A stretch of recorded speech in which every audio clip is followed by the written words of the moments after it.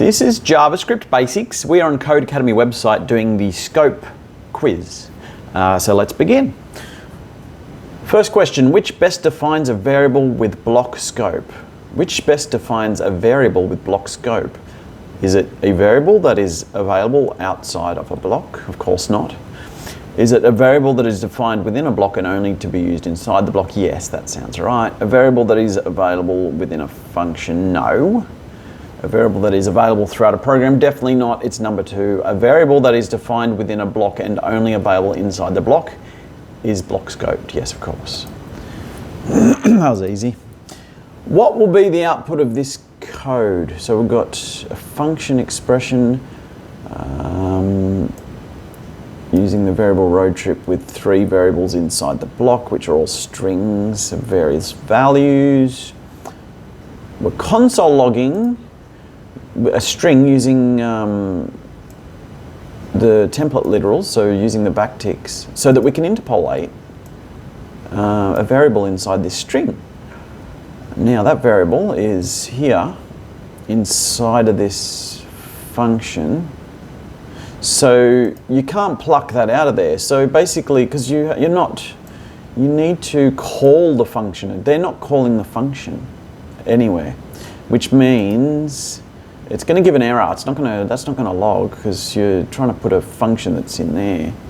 I mean a variable, I should say, that's inside of this block, and you're trying to console log it without calling the thing. So it's going to give an error.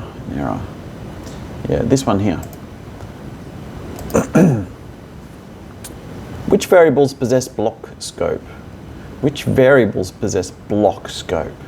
So those two are global. This is global. This is block scoped. So they're the perimeters. This is variables. Hang on, variables that are block scope. So it's what do we got? No, definitely not that. Put. So it's number and phrase, and then that one. Hang on, blocks. Number, phrase, and vowel. It's those two and that one. Number, phrase, and vowel, because this whole thing is block scoped, and those two variables are block scoped. They're variables, yes, they are, because they're perimeters, and perimeters can be used as variables. They are variables. Yeah, so it's number, phrase, and vowel, and that's correct. Heart was pumping then. What is a global scoped variable? So it's a variable that can be used all around the countryside. So a variable that is accessible in a block? No. A variable that is accessible to any part of the program? Yep, I'm happy with that. Let's just click on that. Yep. What will be the output of this code? So we've got let say hello equal hi there. Const say goodbye equals goodbye. We've got a function called speak Italian.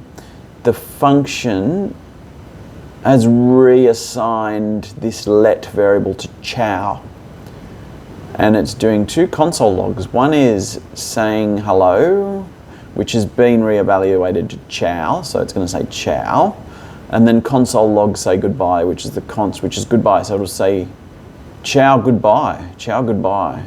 This one. What's preferable, defining variables in a global scope or defining variables in a block scope? Well, obviously you don't want to do too many in a global scope because you get pollution. You want to keep everything tight, and you want to keep all the variables as block scoped as humanly possible. So we've got the choices are defining variables in a block scope. Variables defined at a block scope can still be used at a global level. No, that doesn't make sense, does it? Defining variables at a block scope. Variables defined in a global scope can cause unexpected behavior in our code. Yeah, that sounds good. Defining variables in a global scope, no. Defining variables in a global scope, no. So it's the second one. Defining variables in a block scope. Variables defined in the global scope can cause unexpected behavior in our code. How many global variables are there in the following block of code? How many global variables? Global variables. So we've got one there. That's a global variable. We've got one there. That's a global variable. We've got, I mean, technically that's a global variable. And then everything that's block variables.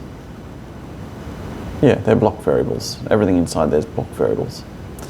So I think it's these three: input, control val, and multiplier. Which is this. Yes, that's right. Oh yeah, and there we go. That was the scope quiz on Codecademy.